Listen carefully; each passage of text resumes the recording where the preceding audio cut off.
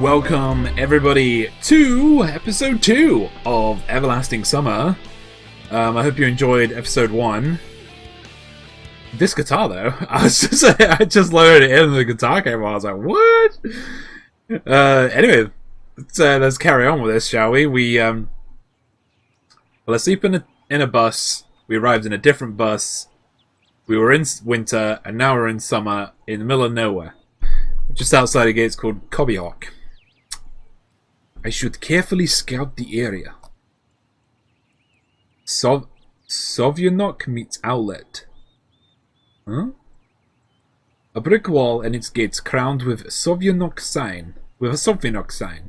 Statues of pioneers standing on either side, and a road sign nearby showing the bus route number 410.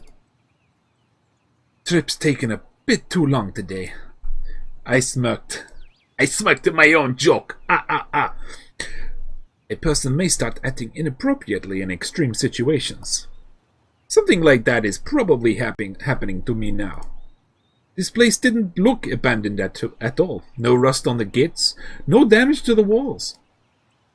Sovionok. What could have a name like that? Judging by the pioneer statues, it could be a kid's summer camp. Moreover, it appears to be open. Of course, the simplest explanation, logically speaking, explains nothing at all. The strange girl, the altered bus, summer, the pioneer camp. Thousands of theories went through my mind instantly, from alien abduction to lethargic sleep, from a hallucination to a time and space shift. None was worse than any other, but there was really no way to pick a single one. Then it occurred to me, I can try to make a phone call. I took out my cell phone and dialed the first number from my contact list. But instead of signal strength bars, the screen was showing a thick cross. Alright, there may be no signal in such a remote place, though I cannot be the only one who came here. Buses don't drive themselves. I examined the bus from all sides to make sure that it wasn't a hallucination. Bits of dirt on the bottom, some rust here and there, faded paint and worn-out tires. No, this is definitely a very ordinary Icarus. Yeah, exactly the kind of bus which takes you to places beyond your understanding if you carelessly fall asleep. I gave a nervous chuckle. It came out by itself, sporadically. Because this wasn't the right place or time to laugh. But where on earth is the driver? I cautiously sat down on the curb beside the bus and started to wait. Okay. My patience didn't last long. My anxiety seemed to have reached its peak and I started to go slightly mad. In such a situation, anyone would have probably felt similar. Aliens and parallel universes were gone from my imagination, leaving only void and darkness. Is this how everything will end? How my life will end? I wanted to do so much. There were so many things that I had no time for yet. I was overwhelmed by the idea. This was definitely the end. But why? It's not fair. Surely I'm no worse than anyone else. God, why? Okay. We got a little mad? A little bit mad? Tears were burning my eyes unbearably. I curled up and started rolling in the grass. Why? Why did I do? What did I do? Why me? Why Lisa? Oh, hi, Mark. But my cries were only heard by the speechless statues of the pioneers and a bird on the tree, which immediately flapped its wings and took off, crying out something in its own bird language, as if laughing at the idiot who dared to interrupt its after-dinner nap. I was left breathless from weeping and just lay quietly, sobbing occasionally. After a while, I managed to pull myself together. My mind cleared up a bit, as if terror and the fear of death gave me a little break. All in all, if someone wanted to kill me, what is all this for? It doesn't look like an experiment either. If this is just some crazy coincidence, then there's probably no threat. Anyway, for now it seems there's no danger. The panic was soon gone. Of course, the blood was still pounding in my temples and my hands were still shaking, but at least I could think clearly now. Right now, there is nothing I can really change anyway. So no matter how much I think or how mad I get, it would only make things worse. Till some actual facts appear, there is really no point in making guesses. In any case, I won't learn anything by lounging about here. This camp, if, of course, it is really a camp, looked like the only place where people could be, so I decided to go there, and hardly had I reached the gates when a girl came out from behind them. What? Wearing a pioneer uniform. My logic didn't let me down this time. Then again, a pioneer uniform in the 21st century. Then again, a girl here. I froze, unable to take a step. I felt very much like running away. Running away as far as I could from this place, far from this bus, gates, statues, and far from this bloody bird with its siesta. Just running, free like the wind, faster and faster, waving till the planets passing by, winking at the galaxies. Running, becoming a pulsar ray, and turning into vestigial radiation. Running to face the unknown. Run no matter where, as long as it is far away from this place. Woo. Meanwhile, the girl came closer and smiled. I couldn't help but notice her beauty, even though I was trembling with fear. Human instincts work independent of consciousness, and while only 5% of the brain is responsible for cognitive processes, the remaining 95% are always busy sustaining life, and in particular ensuring stable functioning of the hormonal system. I desperately wanted to get a little less complicated. Stop thinking in formal quotes from an encyclopedia. Though my thoughts appeared one by one, being stupid, out of place, as if taken from an internal monologue of the hero of some junky, soft cover crime fiction book. Pretty Slavic face, long braids that looked like 2 armfuls of fresh hay, and blue eyes you could drown in. Oh god, okay. Hey, you must have just arrived.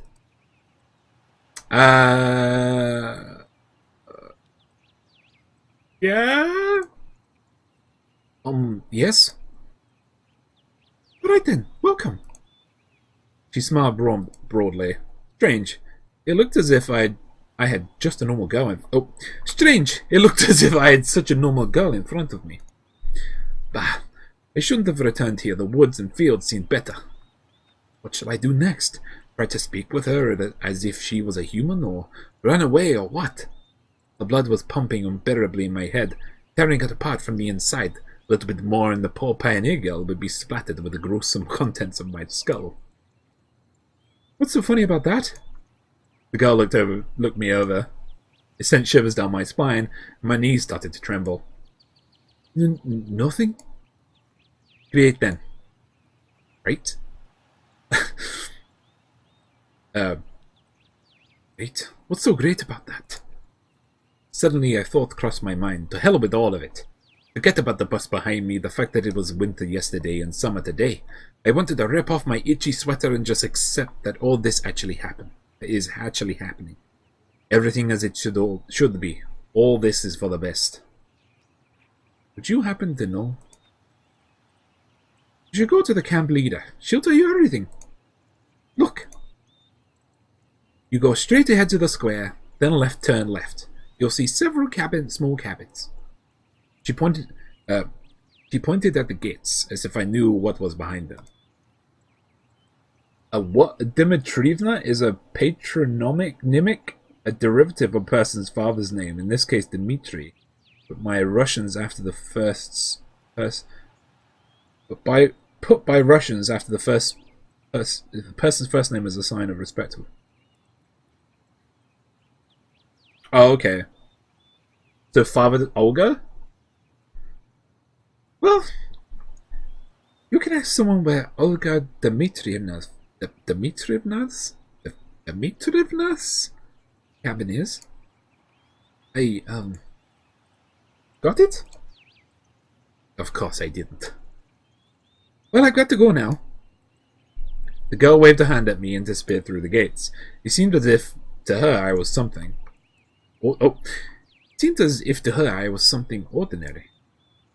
And all this show with the bus and the travels while awake or asleep were troubling only to me, while everything was here just the way it was supposed to be. Camp leader, pioneer uniform. What? Are they doing a historical reenactment here? I hope I won't find Lenin standing atop an armored car in this square.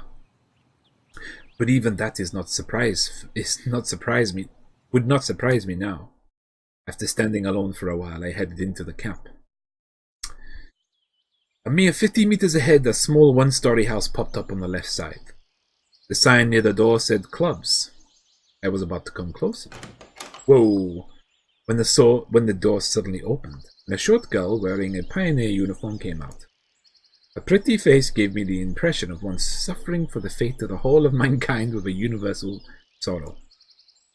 As soon as she saw me, the girl froze, as if frightened. I too froze, considering what was the best to do. To approach first, or wait until she showed some initiative. Or maybe run away, after all. Although this last option was constantly being suggested only by my self-preservation instinct. At least that's what I'd like to believe. Not the worst human instinct, but by far the most logical. If this instinct played poker against deductive abilities, the outcome would be predetermined. And those deductive abilities, or at least their semblance, were hinting to me that there was no need to be afraid of this girl. Whoa! Suddenly, somebody jumped out the nearby bushes.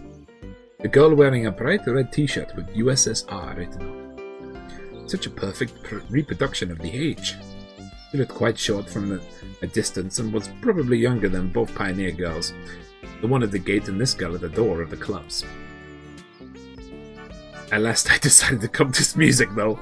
At last I decided to come closer, but the USSR, as I called her in my mind, jumped towards the first girl and started telling her something while wildly waving her arms.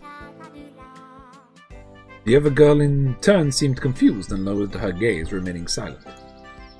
I would have probably continued to observe their amusing dialogue, but the USSR suddenly pulled something out of her pocket and started waving it in front of the first girl's face. This something turned out to be a grasshopper. The first girl squealed. Must not be too keen on insects, as she instantly rushes off towards the place where Lenin presumably made his speech about the workers' and peasants' revolution. That is to say, towards the square. The USSR glanced at me, grinned playfully, and dashed after her. Not a bad start to the day. I have absolutely no clue where I am. Besides that, there are some kids here role-playing as pioneers. And as far as I can tell, this place is located thousands of kilometers away from my home. It might even be a different reality. And this was indeed a reality. I mean, everything around me seemed so real, if a little embellished, that I was starting to think that in fact my previous life could have been just a dream. What am I supposed to do now?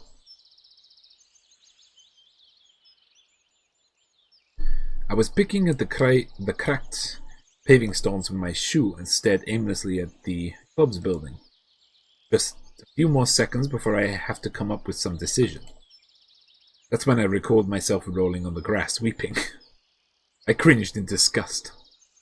Perhaps it's another instinct. When all energy for whimpering and self-pitying is used up, the body either goes into hibernation or mobilizes its reserves.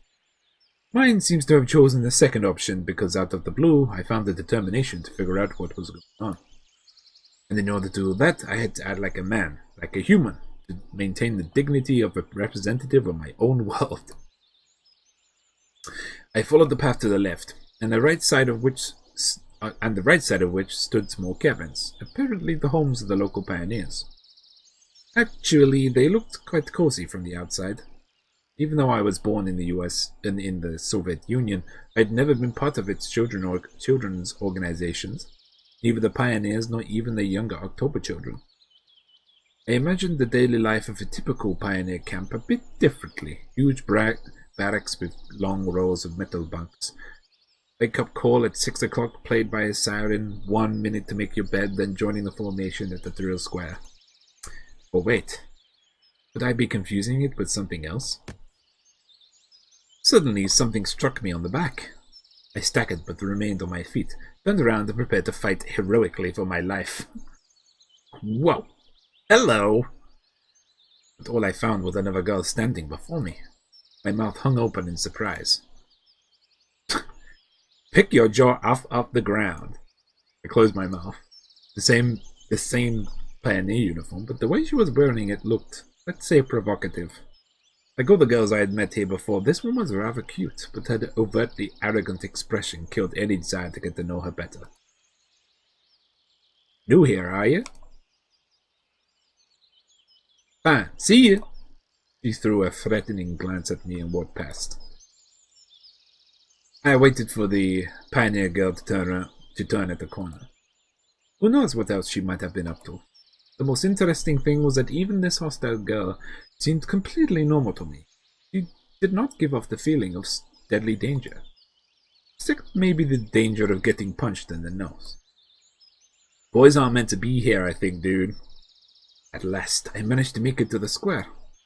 There was no Lenin on an armored car, although one could easily expect something like that after all this has happened.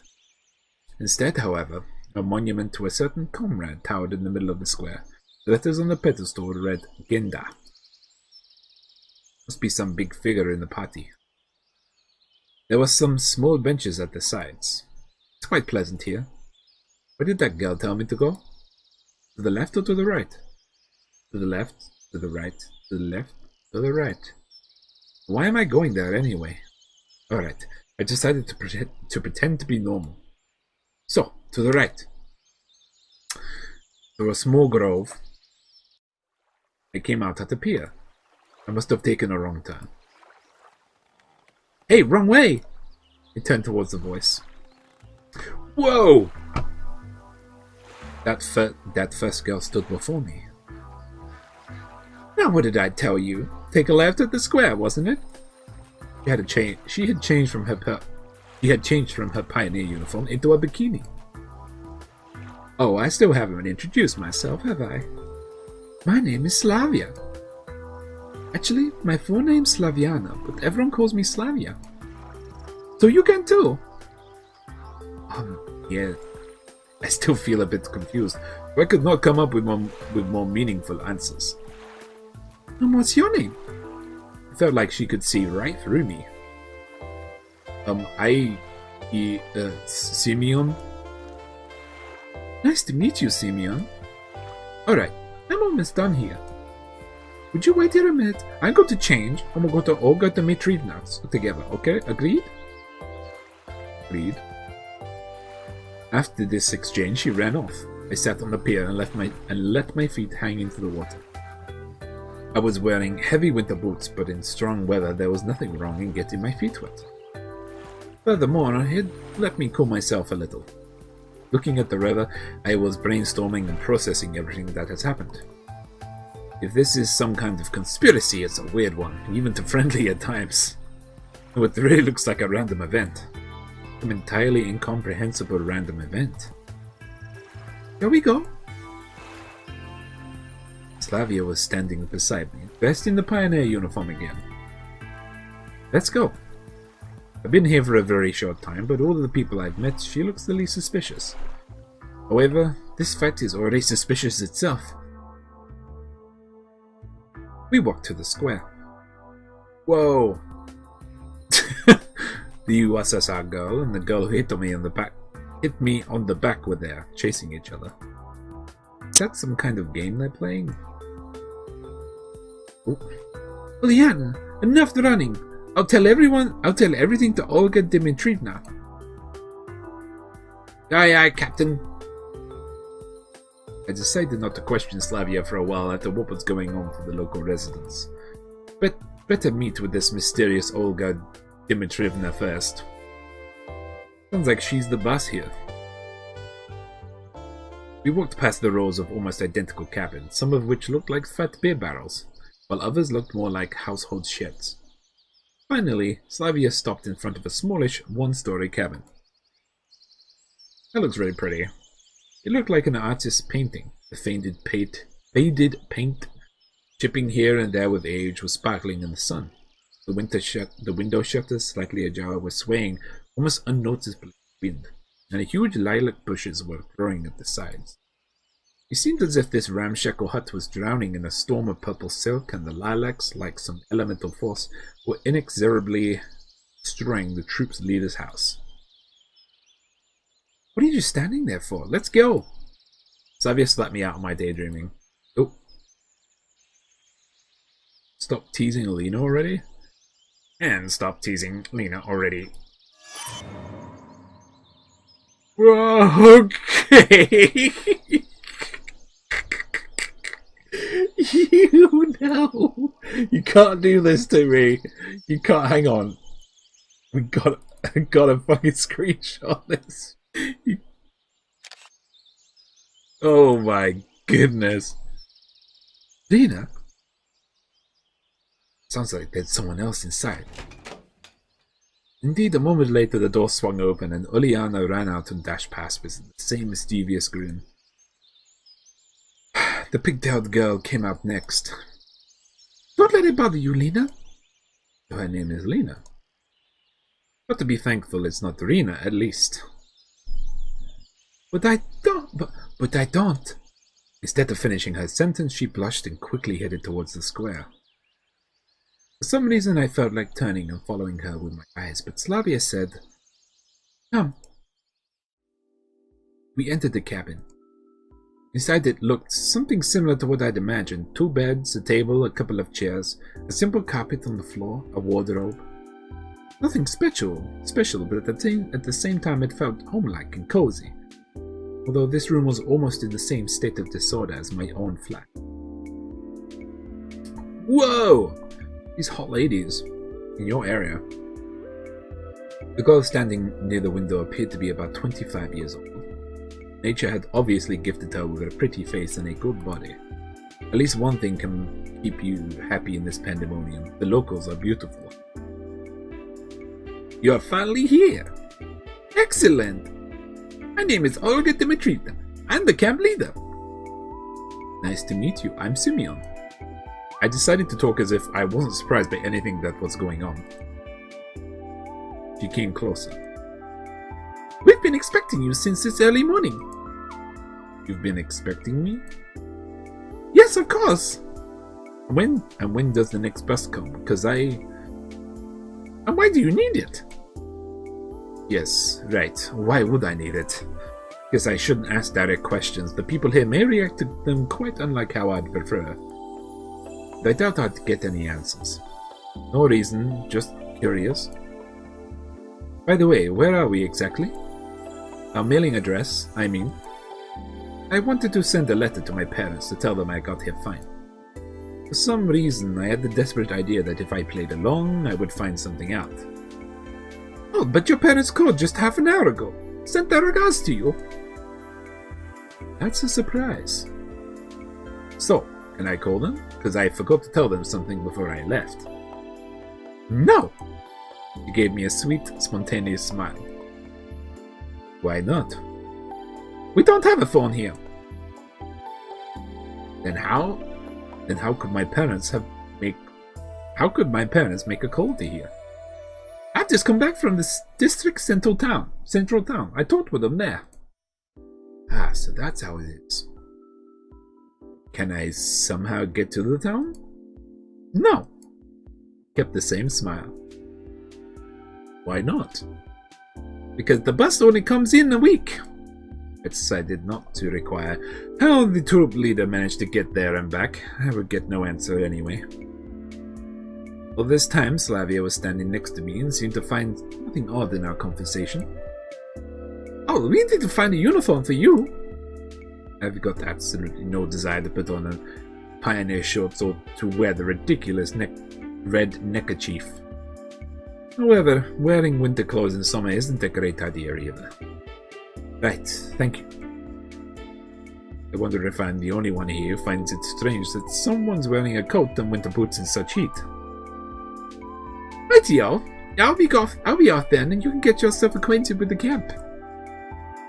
Don't forget to come to dinner in the evening. Having said that, she walked out of the cabin. No, walked is the right word. She rushed is not the right word. She rushed out. I ended up alone with Slavia. I must go too. Got things to do.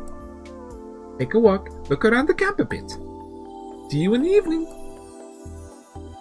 There is no threat or catch to this, and this reality as embodied by Slavia becomes more and more appealing. For the first time today, I realized that it was awfully hot here.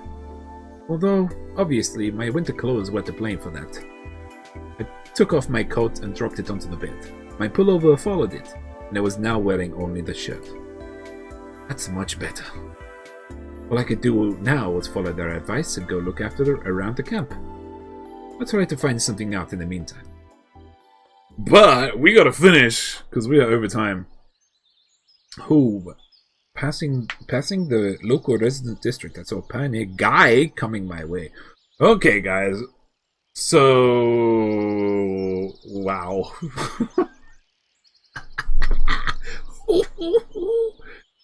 That was fucking scary. That shit the life out of me. Wow. Well, yeah. Anyway, guys, thank you for watching episode 2 of Everlasting Summer. If you have any negative or negative comments to make, please let me know so I can improve my videos. Please like and share the videos as well so I know that you are liking them and to get them out there. Yeah, and if you have any other recommendations for games like this to play, right, please let me know too. I'm like completely flummoxed because of that. Rena, her name was, right? Yeah, again, I apologize for the bad accents, but they're going to continue. Yeah, and I will see you for episode 3 tomorrow. All is out. Goodbye.